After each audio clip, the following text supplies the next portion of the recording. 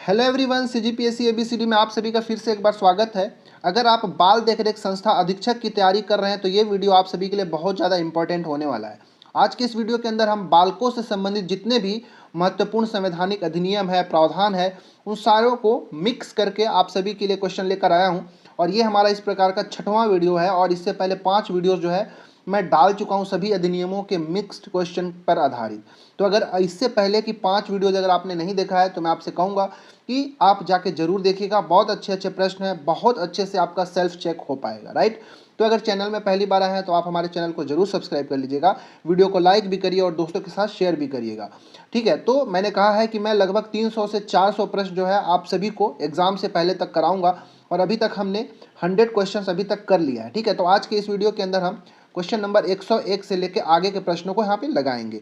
तो वीडियो को पॉज करके आप सभी को सारे प्रश्नों का आंसर देना है और लास्ट में कमेंट करके जरूर बताइएगा कि आप सभी का कितना सही हो रहा है, राइट। तो चलिए शुरू करते हैं और बढ़ते हैं आज का पहला प्रश्न, जो कि है क्वेश्चन नंबर 101। तो आप सभी का यहाँ प्रश्न आ गया है, वीडियो को पॉज करके आंसर देने की कोशिश करिए। प्रश्न है कि आरटीई एक्ट 2009 के धारा 28 में क्या निषिद्ध है, किस चीज़ का निषिद्ध किया गया है, प्रोहिबिशन किया गया है। ए है निजी ट्यूशन देना, बी अन्य विद्यालय में सेवा देना, सी पाठ्यक्रम एवं मूल्यांकन करना और डी है पार्ट टाइम कार्य करना। बताइए कि जो इस अधिनियम के धारा 28 में किस चीज़ का निषिद्ध किया गया है। तो ऑप्शन नंबर ए इसका बिल्कुल राइट आंसर है, ठीक है, कि प्राइवेट ट्यूशन देना, घर बुला के निजी ट्यूशन चला रहे हैं, तो इन सारे चीज़ों को क्या किया गया है, इसमें बैन किया गया है, प्रोहिबिशन किया गया है, ठीक है। अच्छा, जो पाठ्यक्रम और मूल्यांकन से संबंधित जो धारा है वो भी याद रखिएगा कि जो इस अधिनियम का, इस एक्ट का जो हमारा सेक्शन नंबर 29 है उसमें पाठ्यक्रम के और उसके मूल्यांकन पर आधारित ये प्रावधान इसमें दिए गए हैं। तो आपको ये दोनों जो धाराएं हैं 28 और 29 ये याद होना चाहिए, राइट। तो चलिए 102 प्रश्न देखिए कि आरटीई एक्ट 2009 के धारा 34 के अंतर्गत कौन सी परिषद का गठन का प्रावधान किया गया है। ए केंद्रीय शिक्षा परिषद, बी राज्य सलाहकार परिषद, सी शिक्षा नीति परिषद और डी है विद्यालय विकास परिषद। तो ये भी एक अच्छा प्रश्न है, आप सभी को इसका आंसर पता होना चाहिए और इसका राइट आंसर जो ऑप्शन नंबर बी है, राज्य सलाहकार परिषद का गठन का प्रावधान जो है आरटीई एक्ट 2009 के धारा क्रमांक 34 में दिया गया है, याद रखिएगा। एक क्वेश्चन करता हूं, आप लोग कमेंट करके जरूर बताइएगा। बताइए कि जो राज्य सलाहकार परिषद है, ठीक है, जो क्या बता रहा हूं, राज्य सलाहकार परिषद, इस परिषद का अध्यक्ष कौन होता है। आप सभी लोग कमेंट करके जरूर बताइएगा, मैं देखना चाहता हूं कि आप सभी में से कितने लोगों का सही होता है, ठीक है। जरूर बताइएगा कि कौन होता है राज्य सलाहकार परिषद का अध्यक्ष, ठीक है। चलिए बढ़ते हैं 103 प्रश्न की ओर। 103 नंबर का प्रश्न है स्क्रीन के ऊपर आप सभी के लिए कि बाल विवाह प्रतिषेध अधिनियम 2006 के धारा 3 के अनुसार बाल विवाह अपने आप अवैध नहीं होता बल्कि क्या होता है। ए वैध माना जाता है, बी शून्य या फिर वाइड होता है, सी विकल्प पर शून्यकरण मतलब वाइडेबल होता है, या फिर डी पूर्णतः वैध माना जाता है। बताइए इसका क्या राइट आंसर होगा।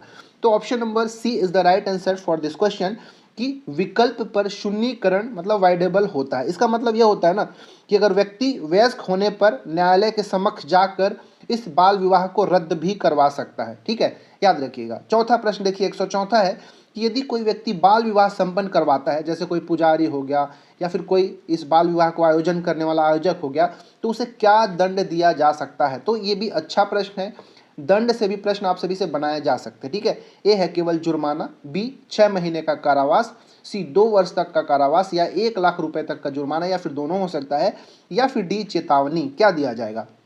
तो जितने भी इस बाल विवाह को संपन्न कराने में संलग्न व्यक्ति होंगे, चाहे पुजारी होगा, आयोजक होगा, ये सभी को 2 वर्ष तक का कारावास हो सकता है और 1 लाख का जुर्माना हो सकता है, या फिर दोनों ही हो सकता है। तो इसका राइट आंसर जो है ऑप्शन नंबर सी हो जाएगा, राइट। तो चलिए बढ़ते हैं। अच्छा, इसका वर्णन कहाँ मिलेगा। तो ये जो बाल विवाह प्रतिषेध अधिनियम है 2006, इसका जो धारा क्रमांक 10 है, ठीक है, मतलब सेक्शन 10 जो है उसमें इसका प्रावधान आप सभी को देखने को मिलेगा, ठीक है। चलिए बढ़ते हैं 105वां की ओर। ये रहा प्रश्न 105 नंबर का कि राष्ट्रीय बाल अधिकार संरक्षण आयोग का मुख्यालय कहाँ स्थित है। ए मुंबई महाराष्ट्र, बी भोपाल मध्य प्रदेश, सी नई दिल्ली या फिर डी चेन्नई तमिलनाडु। इसका क्या आंसर होगा बताइए, ठीक है। तो इसका राइट आंसर जो है ऑप्शन नंबर सी है, ठीक है। नई दिल्ली के अंदर राष्ट्रीय बाल अधिकार संरक्षण आयोग का मुख्यालय रखा गया है।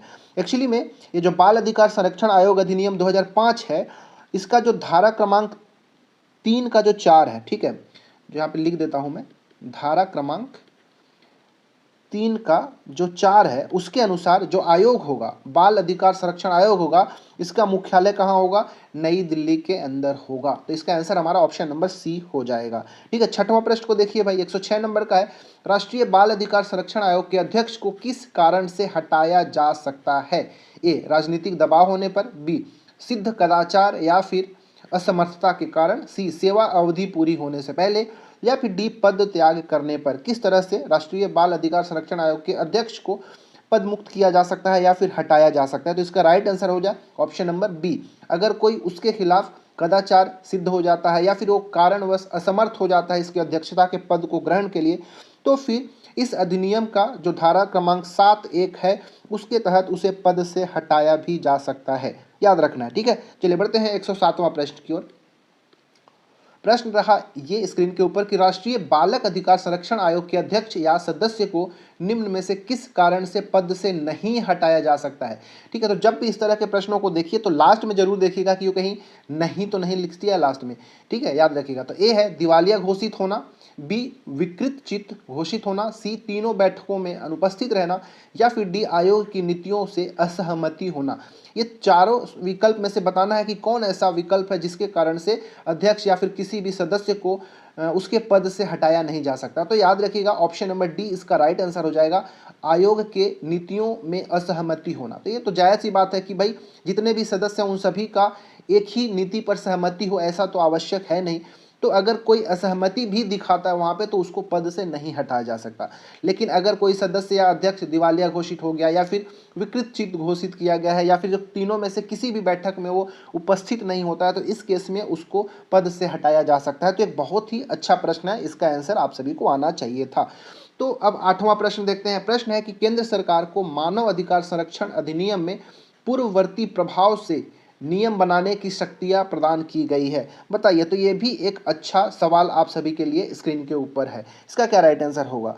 इसका राइट आंसर है ऑप्शन नंबर बी, जो इस अधिनियम का जो धारा क्रमांक 40 का ए है उसके अनुसार केंद्र सरकार जो है किसी भी जो पहले का कोई अधिनियम है उसके प्रभाव का प्रयोग करके एक नई नई शक्तियों को भी वो इंट्रोड्यूस कर सकता है। ठीक है, तो चलिए अब हम बढ़ जाते हैं प्रश्न क्रमांक 109 की ओर, जो कि ये रहा स्क्रीन के ऊपर। प्रश्न है कि मानवाधिकार संरक्षण अधिनियम 1993 की धारा 21(1) का घ दी गई परिभाषा के अनुसार मानवाधिकार में क्या क्या सम्मिलित होता है? ठीक है, तो वीडियो को पॉज करके चारों विकल्पों को ध्यान से देखिए, इसके बाद बताइए कि कौन सा विकल्प सही आंसर होगा। तो ऑप्शन नंबर सी इसका सही होगा, जीवन, स्वातंत्र्य, समता और गरिमा का अधिकार जो है मानवाधिकार संरक्षण अधिनियम 1993 की धारा 21(1) घ में दिया गया है, परिभाषित किया गया है। तो इसका राइट आंसर जो है हमारा ऑप्शन नंबर सी हो जाएगा। 110वां प्रश्न है कि राज्य मानवाधिकार आयोग की प्रकृति कैसी है? ए, न्यायिक संस्था है क्या, या बी, स्वायत्त शासित संस्था है, सी, राजनीतिक संस्था है, या फिर डी, संसदीय समिति है? क्या इसका राइट आंसर होगा आप सभी को बताना है।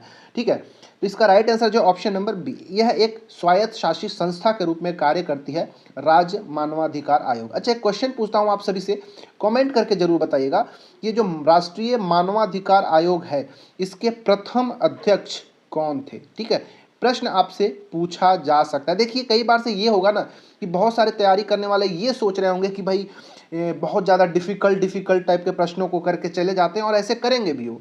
ठीक है, लेकिन जो आसान प्रश्न है वो उसको करके ही नहीं जाएंगे, और ऐसे प्रश्न जब पूछ देता है तो कहीं ना कहीं हमको एक रिग्रेट फील होता है। तो आप ऐसे प्रश्नों को भी जरूर देखिएगा। कोई भी अधिनियम पढ़ रहे हैं तो उसमें अगर कोई संस्था का गठन की बात किया गया तो वो जो संस्था गठित की गई होगी पहली बार तो उसका अध्यक्ष कौन होगा, ऐसे तरह के प्रश्नों को भी आप खुद से डेवलपमेंट करने की कोशिश करिएगा और इसका आंसर भी खोजने की कोशिश करिएगा। राइट, चलिए अब 111 नंबर का प्रश्न को देखिए कि क्या इसका आंसर होगा।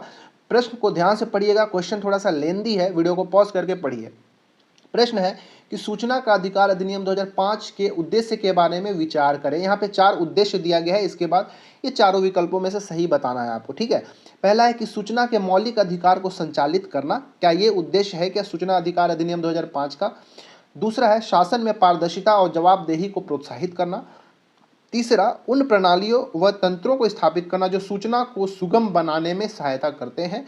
चौथा, सरकारी कार्यालयों में भ्रष्टाचार, अक्षमता को न्यूनतम करना। तथा शासन और निर्णयन में लोगों की भागीदारी सुनिश्चित करना। बताइए अब इसका क्या आंसर आप लेंगे। इसका राइट आंसर जो है ऑप्शन नंबर डी होगा कि चारों के चारों कथन जो है यहाँ पे सही दिए गए हैं, तो इसका right answer option number D हो जाएगा। ठीक है, चलिए बढ़ जाते हैं प्रश्न क्रमांक 112 की ओर, जो कि ये रहा स्क्रीन के ऊपर। प्रश्न है कि आरटीआई एक्ट 2005 के अधीन रिपोर्ट करने की प्रक्रिया के विषय में निम्न में से कौन सा विकल्प सत्य है। ए, केंद्रीय सूचना आयोग शीघ्रतम प्रत्येक वर्ष के उपरांत केंद्र सरकार को वार्षिक रिपोर्ट भेजेगा। दूसरा, केंद्रीय सूचना आयोग के प्रत्येक वर्ष के उपरांत संसद में वार्षिक रिपोर्ट भेजेगा। तीसरा, केंद्रीय सूचना आयोग अधिनियम के अधीन गठित संसदीय समिति को प्रत्येक वर्ष के अंत में संसद में रखे जाने हेतु निर्दिष्ट करेगा। या फिर डी, उपरोक्त में से कोई नहीं। इसका क्या आप आंसर लेंगे। इसका राइट आंसर जो ऑप्शन नंबर ए है कि जो केंद्रीय सूचना आयोग होगा वो जितना जल्दी हो सके प्रत्येक वर्ष का जैसे ही खत्म होगा, वो तो नया जब फाइनेंशियल ईयर शुरू होगा तो एक वर्ष के खत्म होने के बाद केंद्र सरकार को एक वार्षिक रिपोर्ट भेजेगा ही भेजेगा। याद रखिएगा, पहला इसका आंसर राइट आंसर हो जाएगा। ठीक है, चलिए बढ़ते हैं प्रश्न क्रमांक 113 की ओर, जो कि ये रहा स्क्रीन के ऊपर। प्रश्न है, छोटा सा प्रश्न है कि आरटीआई अधिनियम की धारा 19 किससे संबंधित है। अच्छा प्रश्न है, धारा भी ये इंपॉर्टेंट है, आप सभी को पता होना चाहिए। सूचना के आवेदन के लिए, दंड का प्रावधान, अपील की प्रक्रिया या फिर छूट प्राप्त विषय। याद रखिएगा ऑप्शन नंबर सी, अपील करने की प्रक्रिया का प्रावधान जो है आरटीआई अधिनियम के धारा क्रमांक 19 के अंदर दिया गया है। बहुत अच्छा ये धारा है, याद रखना है आप सभी को। ठीक है, 114 नंबर के प्रश्न को देखिए ध्यान से। प्रश्न है कि विधिक सेवा प्राधिकरण अधिनियम 1987 के तहत स्थायी लोक अदालत की संरचना में कितने सदस्य होते हैं। ए, केवल एक अध्यक्ष, बी, अध्यक्ष सहित 3 सदस्य, सी, अध्यक्ष सहित 5 सदस्य, या फिर डी, अध्यक्ष सहित 2 सदस्य। इसका क्या राइट आंसर लेंगे आप। तो ऑप्शन नंबर बी सही हो जाएगा कि अध्यक्ष को मिला के कुल 3 सदस्य होते हैं। ठीक है, मतलब कह लीजिए कि एक अध्यक्ष हो गया और 2 अन्य सदस्य होते हैं। इस प्रकार ये टोटल 3 लोगों का एक ग्रुप होता है या संस्था होता है, आप समझ लीजिएगा स्थायी लोक अदालत। तो इसका राइट आंसर जो है ऑप्शन नंबर बी यहाँ पे सही आंसर हो जाएगा। अब हम बढ़ जाते हैं 115 नंबर के प्रश्न, जो कि स्क्रीन के ऊपर ये रहा कि स्थायी लोक अदालत किन सिद्धांतों से निर्देशित होती है। ए, न्यायिक सक्रियता के सिद्धांत, बी, प्राकृतिक न्याय के सिद्धांत, सी, आपराधिक न्याय के सिद्धांत, या फिर डी, प्रशासनिक विवेक के सिद्धांत। तो जो स्थायी लोक अदालत होते हैं तो इसका जो वर्णन आप सभी को विधिक सेवा प्राधिकरण अधिनियम 1987 का जो धारा क्रमांक 22 का घ है, ठीक है, 22 का घ है, उसमें इसका वर्णन देखने को मिलेगा। और इस धारा में जो वर्णित प्राकृतिक न्याय का जो सिद्धांत होता है, जिसके अंतर्गत निष्पक्षता हो गई, समानता हो गया, वस्तु निष्पक्षता हो गया, ये सारी चीज जो निर्देशित होती है, इसका राइट आंसर जो प्राकृतिक न्याय का सिद्धांत ही होगा, ऑप्शन नंबर बी। 116 नंबर के प्रश्न को पढ़िए। प्रश्न है कि एक व्यक्ति के पास थोड़ी सी मात्रा में गांजा पाया जाता है और उसके संबंध में उस व्यक्ति का यह कहना है कि वह अपने व्यक्तिगत उपयोग हेतु रखा है, उसका प्रयोग लाएगा व्यक्तिगत हेतु, किंतु उस हेतु उसके पास कोई भी वैध आदेश नहीं होगा, क्योंकि व्यक्तिगत यूज के लिए होगा तो उसके पास परमिट होगा, परमिशन होगा, ठीक है, ऑर्डर होगा, तभी तो वो कर पाएगा ना। तो उसके पास कोई ऐसा है नहीं, तो उसे एनडीपीएस एक्ट 1985 के किस धारा के अंतर्गत आरोपित किया जा सकता है। बहुत मस्त प्रश्न है, ठीक है, बताइए। ठीक है, क्या होगा, धारा 20, धारा 21, धारा 22 या फिर धारा 27। इसका क्या राइट आंसर आप लेंगे। तो ऑप्शन नंबर डी याद रखिएगा, जो धारा क्रमांक 27 है इसमें इसका वर्णन देखने को मिलेगा। ठीक है, चलिए बढ़ते हैं अब 117 नंबर के प्रश्न पर, जो कि ये रहा। प्रश्न है कि स्वापक औषधि एवं मनः प्रभावी पदार्थ अधिनियम 1985, जिसको हम शॉर्ट में एनडीपीएस एक्ट 1985 भी कहते हैं, के अंतर्गत दंडनीय अपराध विचार योग्य है किसके द्वारा। ए, केवल उच्च न्यायालय द्वारा, बी, केवल मुख्य न्यायिक मजिस्ट्रेट के द्वारा, सी, विशेष न्यायालयों के और उनके गठन तक सत्र न्यायालयों के द्वारा, या फिर डी, जिला मजिस्ट्रेट के द्वारा। इसका राइट आंसर जो है ऑप्शन नंबर सी, जो विशेष न्यायालय होते हैं उनके द्वारा या तो ये दंडनीय अपराध विचार किया जाएगा, या फिर उस समय तक जो मतलब विशेष न्यायालयों के जब तक गठन नहीं हुए तो उसके गठन तक जो सत्र न्यायालय होगा उसके द्वारा ये विचार किया जाएगा। तो ऑप्शन नंबर सी इसका सही आंसर हो जाएगा। 118 नंबर का प्रश्न है कि एनडीपीएस एक्ट की कौन सी धारा अफीम पोस्त, भांग के पौधे और कोका की अवैध खेती कुर्क करने की प्रावधान देती है। तो ये भी अच्छा प्रश्न है। ए, धारा 46, बी, धारा 47, सी, धारा 48, या फिर डी, धारा 49। इसका क्या राइट आंसर होगा भाई।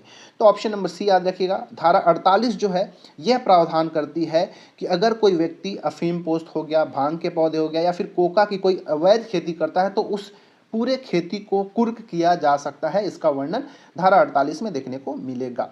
ठीक है, चलिए बढ़ते हैं 119 नंबर के प्रश्न को देखिए। प्रश्न है कि छत्तीसगढ़ बाल अधिकार संरक्षण आयोग नियम 2009 के नियम 7 के अनुसार अध्यक्ष का कार्यकाल कितना होता है?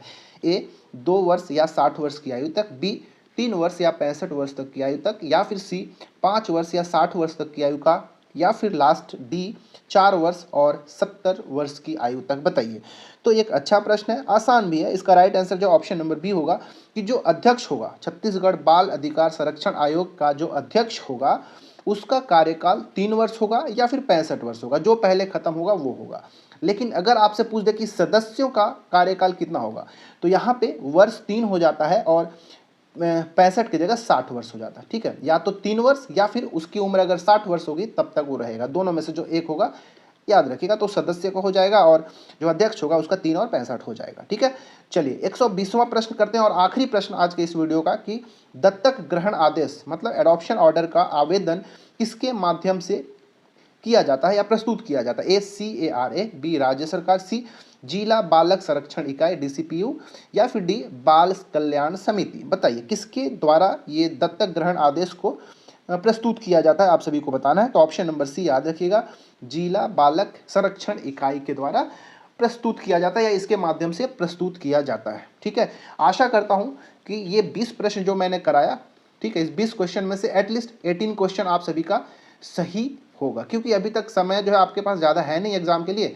तो अब आपकी तैयारी भी अच्छी खासी हो गई होगी। ठीक है, तो अगर आप अच्छे से तैयारी करते आए हैं और थ्योरी क्लास को आप अधिनियम का अच्छे से किए हैं, तो मैंने 15 वीडियोस जो है ऑलरेडी चैप्टर वाइज MCQ का डाल के रखा है। इसका एक सेपरेट प्लेलिस्ट भी बना हुआ है, आप वहाँ पे जाके जरूर सारे प्रश्नों को लगा सकते हैं अगर आपने MCQ का प्रैक्टिस नहीं किया है तो। ठीक है, उसके अलावा अधिनियमों का मिक्स टाइप के क्वेश्चन जो अभी तक तो लेके आ ही चुका, और ये हमारा छठवां वीडियो है, तो पहले के 5 वीडियो को भी जाके देखिए अगर आपने नहीं देखा होगा तो। ठीक है, आपके पास समय ज़्यादा है नहीं, पढ़ाई अच्छे से करते रहिएगा। साथ ही अगर चैनल में पहली बार है तो सब्सक्राइब कर लीजिएगा, वीडियो को लाइक करिए, दोस्तों के साथ शेयर भी जरूर करिएगा और अच्छे से पढ़ाई करते रहिएगा, मोटिवेटेड रहेंगे। Thanks for watching our videos.